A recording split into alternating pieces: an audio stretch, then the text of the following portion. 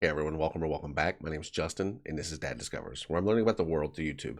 Today we're taking a look at a video titled American versus British Homes, and this is from a British person living in the US. It's no secret that in Britain we like to live on top of each other. We squeeze into small, old houses and like to share a wall with our neighbours. Of But course, these look that's really not cool, every single at least house. this I'm area right here. talking about the general picture and I think that looks really averages cool. here. In fact, only around 25% of our homes are detached. But Wow. living here in America, Wow, so only 25% of the homes in the UK are detached homes. So the rest are just what, flats and what do you guys call duplexes? Like when there's two houses in one house. now, the difference is hard to miss. To put it into perspective, the average UK home is 818 square feet, while here, a Wow. typical family home is closer to 2,200 square feet. And as someone who has moved to the suburbs, And I would say, just like I'm sure the UK, that 2,200 square feet that she just said, I would say that varies big time by like your income, what part of the country you live in, what state you live in, all that stuff. My house is right around 1,800 square feet. But now that I'm thinking about it, do you guys even say square feet for your houses? Like, how do you measure your houses? Square meters, probably? Yeah, but my house is 1,800 square feet. My old house was just under 1,200 square feet. So when we bought this house, we got a little bit bigger. from an area in England that's seen Celtic, Roman, Saxon, Viking, and Norman settlement, where the doors are barely 66 inches tall, size isn't the only difference you notice. So, today we are looking at just how different the houses are between the UK and the US. Once you've lived in both, you start to notice a lot of little differences that you never really would have thought about beforehand, like no switches on plug sockets, and plugs and light switches actually inside the bathroom, which is a lot more convenient. In Britain, they're either on the outside wall or they're dangling from a pull cord because, well, we don't want to get electric shocked. But in case you're wondering, Right. I've seen houses here with the pull cord, but it's typically our older homes. Most time we have electrical outlets like this picture here right beside the sink. Usually they're not quite that high. Usually they're right beside the sink. And what she was saying about switches on our electrical outlets, yeah, we don't have that. We do have in a couple of plugs or outlets throughout the house, there'll be a switch, but it's not on the actual receptacle.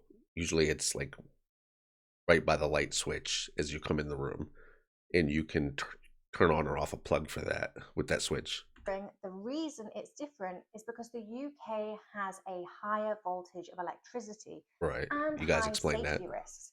We do have special shaver sockets that are specially designed to be safe, but you can't exactly dry your hair with one of those. So it is definitely better here. And while we were on the topic of bathrooms, the toilet is a big one because it's actually inside the bathroom here. Back That's a home, fancy like looking many toilet British houses, hanging on the ours wall like had that. a tiny separate toilet room where you could barely close the door once you were inside, a Yeah. leftover from when I've indoor seen this plumbing in was older homes here added too. after the house was built. It wasn't until the 1970s that the toilet started getting moved into the main bathroom, but some homes, like my old house, still kept it separate. But even the homes here that I've seen it, usually there's a toilet and a sink in that. We call it a half bathroom. But it's a little bit bigger than that just because it's got a sink on it as well. Older American homes also went through that same transition, but because there was usually more space, bathrooms here were more often built as one room with everything together. Another key difference is laundry rooms. In the UK, I have lived in many houses, and in every single one, the washing machine has been in the kitchen, and there has never ever been any space for a dryer. This is simply because of space constraints in older homes and existing plumbing. In newer homes, it's still quite common to find the washing machine in the kitchen, but some do have a small laundry room.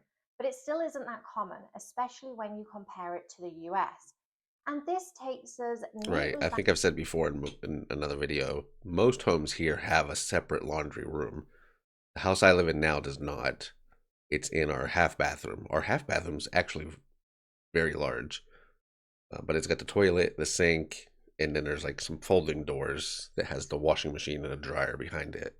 Back to the size.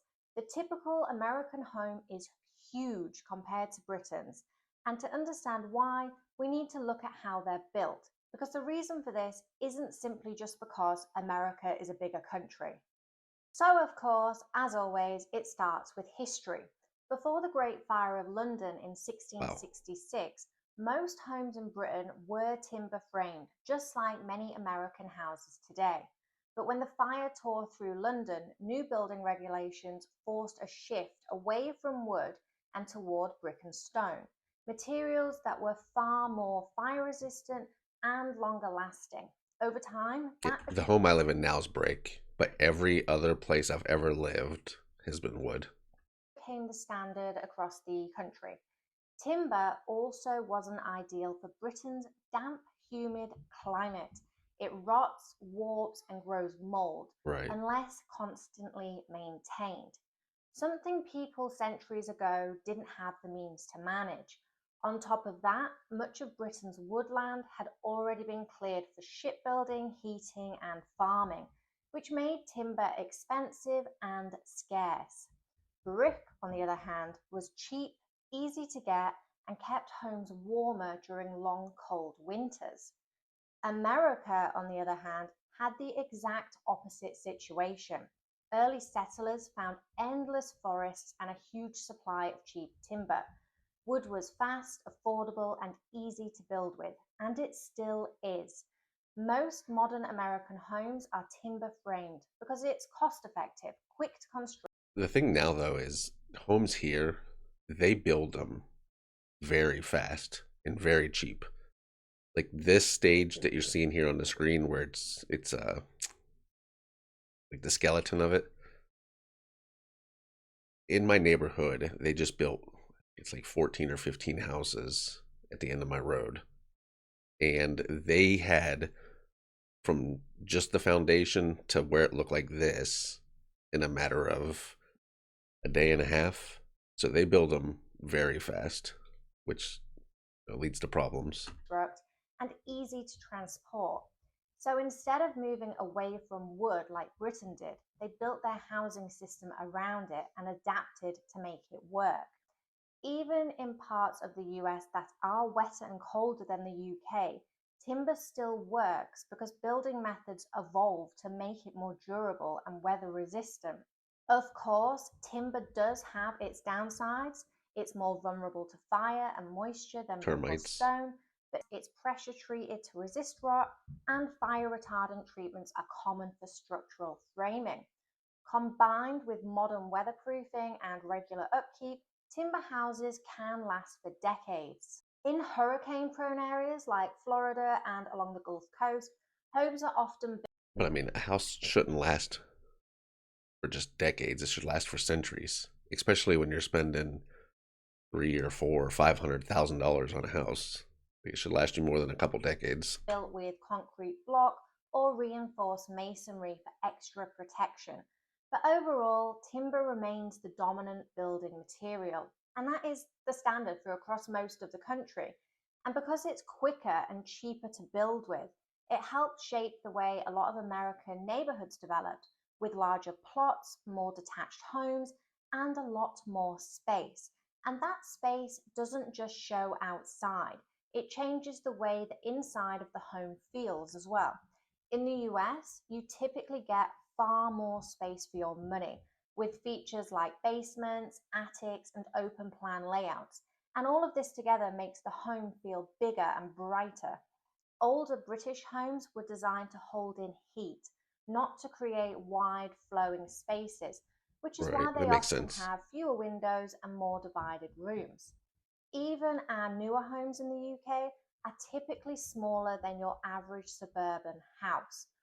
Of course, just like in the UK, There are places in the US like New York City, San Francisco, or historic suburbs where you'll pay a premium even for something small. But Yeah. overall, when you look at more typical towns and suburbs, space just works differently here. And then there's heating. Most UK homes rely on radiators, while in the US, it's mostly forced air systems, which also makes it easier to integrate AC. Roughly 90% of US homes have air conditioning. In the UK, it is less than 5. I couldn't imagine being the 10% that doesn't, unless that's like the people in Alaska, because it gets so hot here that you need air conditioning. Percent. UK homes just weren't designed with it in mind, and once you've lived in a house with aircon, there's just no going back. Right. And another big difference, how old the houses actually are. Both the UK and the US have some very old homes. In England, one of the oldest continuously lived in houses is Salford Manor House. It's a Norman home dating back to around 1148, and it's Wow. still lived in today. I've seen in the comments a bunch of you have pointed out that your houses were built in the 14s, 15s, 1600s, which is, way longer, way older than my country even is. So when she says our homes are older, I think that's older by our definition. Because an old home here is, from the early 1900s or maybe even the late 1800s. It's rare to see a house here that was from the 1700s that's still standing. In the US, one of the oldest surviving timber framed houses is the Fairbanks House in Massachusetts. It was built in 1641 and it's now a museum. Then that's one of the rare occasions because you're not going to find many houses here like that. But the real difference isn't the oldest homes, it's what people live in day to day. In the US, the median home age is about 40 years, which means half of the homes were built before the early 1980s and half after. That number also varies a lot by state. Some places like Nevada and Utah have much newer housing, while states like New York and Rhode Island have some of the oldest. In the UK, there isn't a single median figure because the housing spans centuries. Around 38% of homes were built before 1946, and many of them are still lived in today, not preserved as landmarks, but everyday family homes like Victorian and Edwardian terraces. And just like in the US, this varies by region. Some areas have more modern developments, and others are full of period properties. And that's why age really matters. It shapes how homes are laid out, how easy they are to heat, and how much freedom you have to change them. In the US, knocking through walls or adding extensions is very common. In the Yeah. UK, with older terraces, smaller plots, and listed building protections, major changes are often trickier and a lot more expensive. So, Yeah. I mean, if you live in an attached house, like one of our duplexes or a townhouse or a condo, like a flat, I mean, there's only so much you can change. You can't expand out because you're just going into your neighbor's flat. So yeah, I that would be tricky. But yeah, here a lot of people in detached houses will add extra room on or expand a room outwards. now I'm curious. If you had the choice, would you rather live in a charming, centuries old British home or a big, modern American house with all the space? Let me know in the comments. I've experienced both, and honestly, each does have its charm. My home back in England was built in 1899 and was converted into flats in the 1980s. It's full of history and character, sure, of course it is, but it's tiny, very, very, very small. So if I had to choose, honestly, I would choose the space every single time. So let me know in the comments which type of house you would prefer to live in. And if you want to see more UK versus US comparisons, hit that like button, subscribe, and tell me in the comments what kind of comparisons do you look. I don't know if which one I would choose. I would probably choose. a smaller home. Because the size of the house doesn't matter. I mean it does, but as long as you can all fit in there. But like the smaller the house, that's less room for cleaning, less room that you have to heat or cool down with air conditioning or whatever. But I think I like the history aspect of it. I want something where there's history, like I've said, about other things. But yeah, I think I would probably choose small but with history, something cozy. But then again, I might get in there and hate it. I don't know. Be tough.